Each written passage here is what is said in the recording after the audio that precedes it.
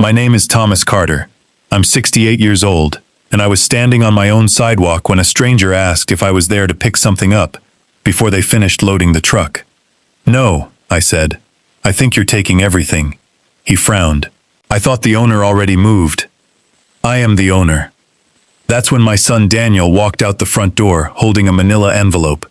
He looked uncomfortable, not guilty, just uncomfortable. Hi, Dad. No hug, no warning. Just 2 words, like we'd bumped into each other at the grocery store instead of the front yard where I taught him to throw a baseball, where his mother planted roses every spring until cancer took her 12 years earlier. Our dining table was already inside the truck. Mary's china cabinet followed it. Then the rocking chair she'd bought me for our 25th anniversary disappeared behind the metal door. What is this? I asked. Daniel took a slow breath. We sold the house. I laughed. Not because it was funny, because some things are too impossible for your brain to process any other way. You sold my house. It was the practical thing to do.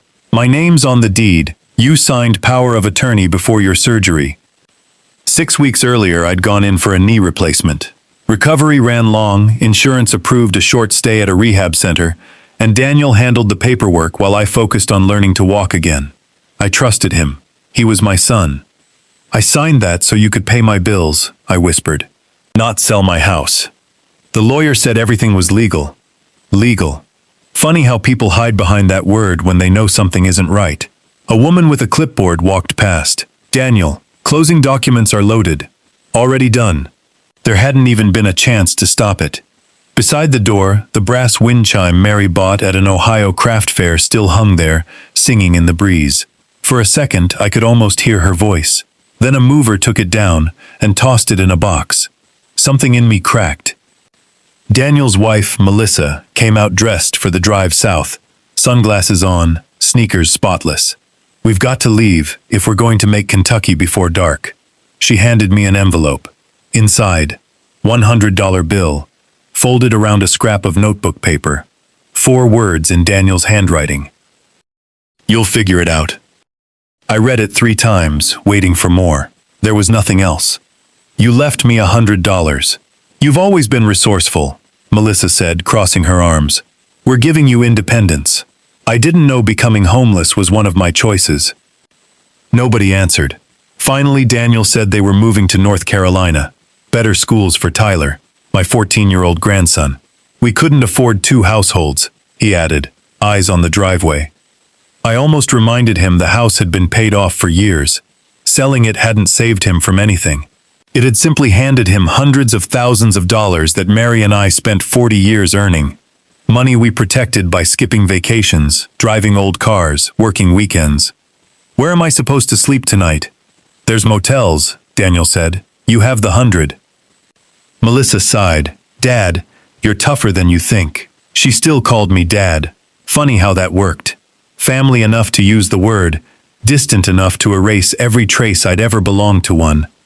Mrs. Henderson, our neighbor of decades, crossed the street with red eyes and hugged me without a word.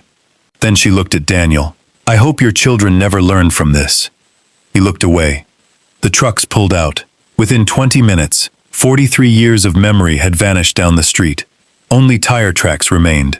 Daniel handed me my old duffel bag, my clothes, my medications. Nothing else. No photographs, no tools, no letters Mary had ever written me. All gone. I guess that's it, he said. I guess it is. He seemed to expect tears, or shouting.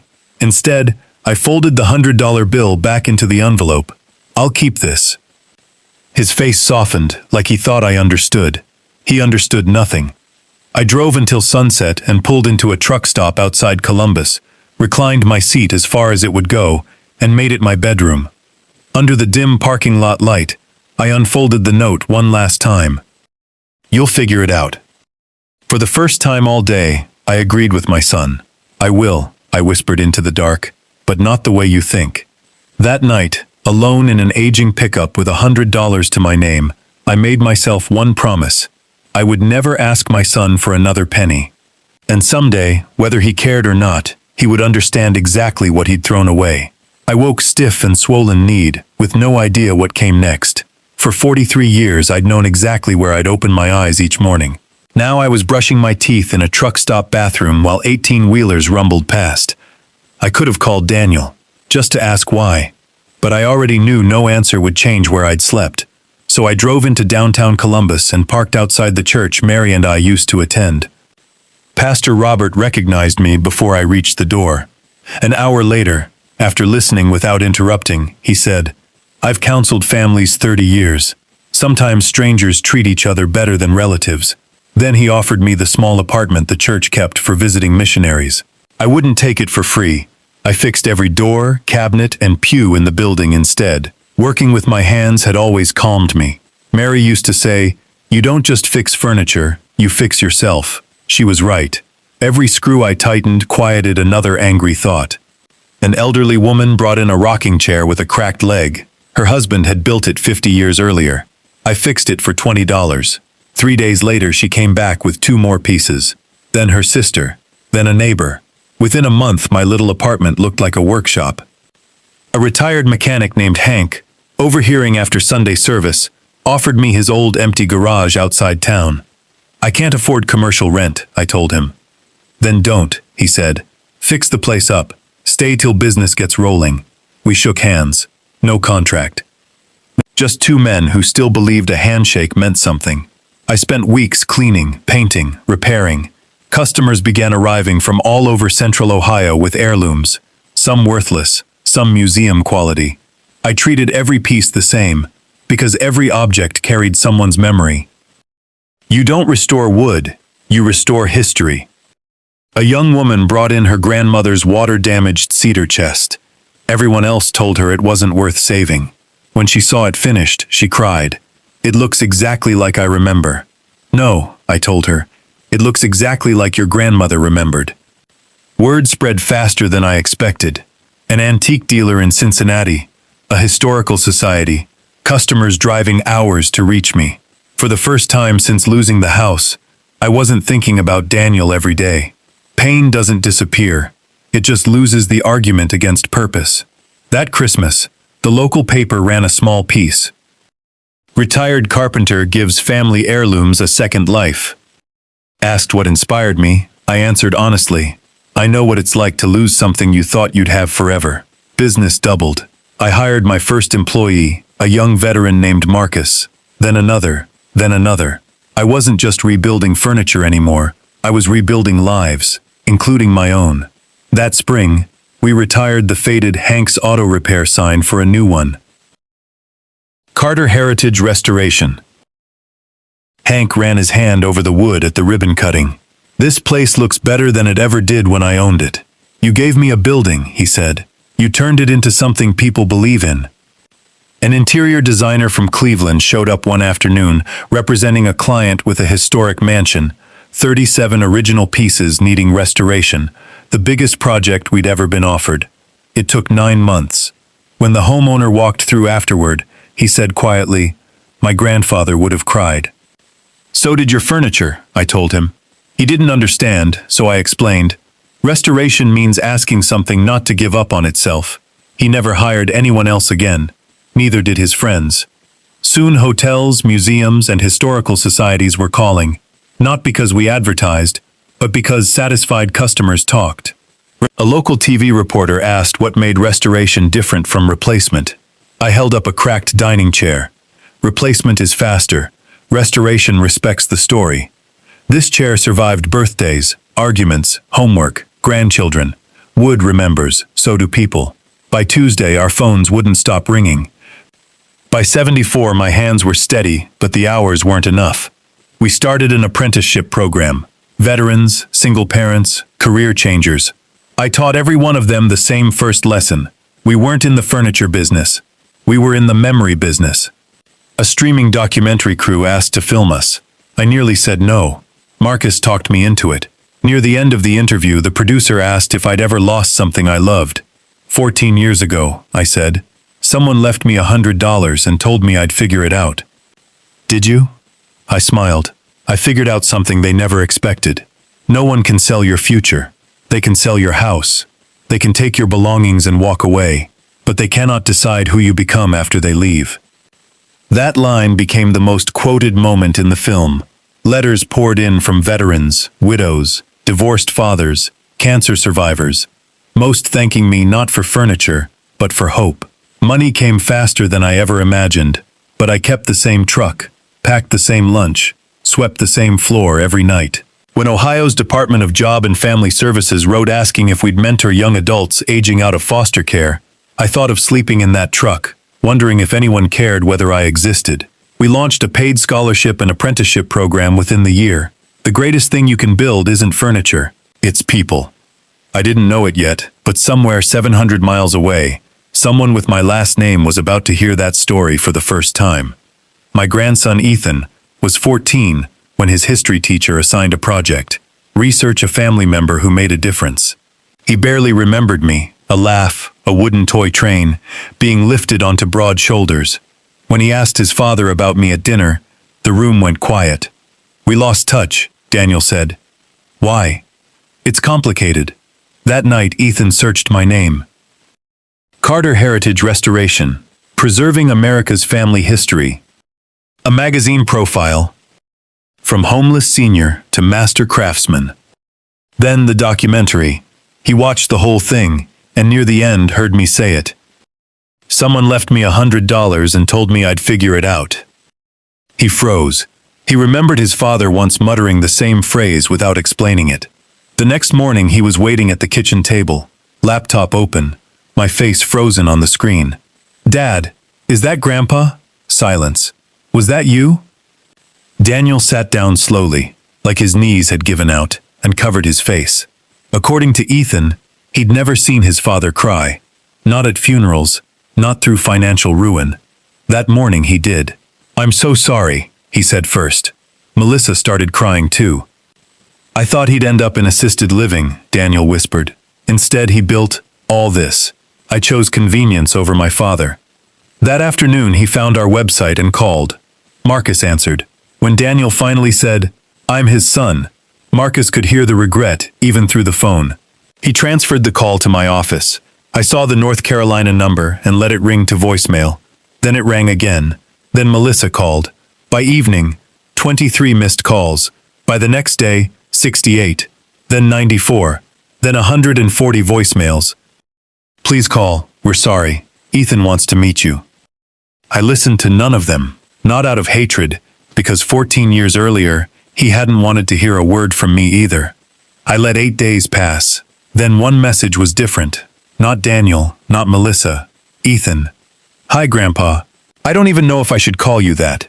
A pause. "I'm not calling because of money. I don't want anything. I'd just really like to meet you. If you don't want to, I understand. But I'd like to know the man everyone else seems to admire." I played it 3 times. Marcus, standing in my office, said quietly, "That's not your son." "No," I said. "That's a kid looking for his grandfather." I thought of everything I'd taught my apprentices. Don't punish someone for damage they didn't cause. Children don't inherit broken furniture. They don't inherit guilt either. "I'm going to meet my grandson," I told him. We met on a Saturday at the workshop. Not a restaurant, not neutral ground, but the place that rebuilt my life. Ethan arrived nervous, tall and skinny. Daniel's smile on his face, but kinder. We shook hands instead of hugging, laughed at the awkwardness, and the tension broke. I gave him the full tour, the finishing room, the training classrooms, apprentices greeting me as Tom or Mr. Carter with equal warmth. Over lunch he finally said, "I'm sorry. For my family." "You didn't sell my house," I told him. "Children don't inherit guilt." His eyes filled. I kept thinking, if I'd known you earlier. You were a child. You didn't know. And now you are. That afternoon, another car pulled in. Daniel first, Melissa a few steps behind, both looking older than I remembered. Daniel's shoulders slumped like a man walking to his own sentencing. Marcus offered to send them away. "No," I said. "I've waited 14 years. I can wait 5 more minutes." Daniel stopped a few feet from me, looking around at the framed articles, the scholarship photos, the awards. "I honestly thought you'd end up in a nursing home," he said. "I never imagined this." Melissa stepped forward, crying. We told ourselves it was temporary. Then months passed, years. Every year it got harder to admit what we'd done. I was ashamed, Daniel said. You should have been. I know. I don't expect forgiveness. I don't deserve another chance. I just needed you to hear it. I was greedy, selfish. I told myself you'd be fine. I chose convenience over my father. Ethan stepped beside him and put a hand on his shoulder, not defending him, just keeping him standing. For the first time in 14 years, I wasn't looking at the man who abandoned me. I was looking at a broken son telling the truth. Daniel pulled out an envelope, a cashier's check for nearly everything he'd made selling my house, plus 14 years of interest. I sold our house for this, he said. I know it doesn't fix anything. No, I don't expect you to cash it. It was never mine. I handed it back. I already turned $100 into everything you see here. I don't need the rest. Weeks later, he called again, and this time I answered, not because everything was repaired, but because healing takes more than one conversation. We talked for 3 hours. He finally admitted the truth behind the note. I wrote it because I wanted to believe you'd be okay. I was trying to comfort myself, not you. Forgiveness didn't arrive all at once. It came quietly, one ordinary Sunday call at a time. Melissa wrote a real letter. No excuses, no blame. I wrote back 3 sentences. Thank you for telling the truth. I forgive you. Now live differently. Ethan became a regular visitor, learning woodworking from scratch, learning patience. When he asked if he'd ever work at the shop, I told him, "You'll never work here because you're my grandson. You'll work here if you earn it." He said he'd rather earn it, and he did. Starting exactly where every apprentice starts, sweeping floors, sorting lumber. On my 84th birthday, the whole team gathered, employees, former apprentices, scholarship families. Marcus walked to the front holding a small wooden box, the original $100 bill, framed behind glass, with a plaque beneath it that read, "Someone once believed this was enough to end a man's future. They were wrong." Daniel stood beside Ethan in the crowd. Neither said anything. They didn't need to. Months later, I signed the papers making the business employee-owned. No child would automatically inherit it.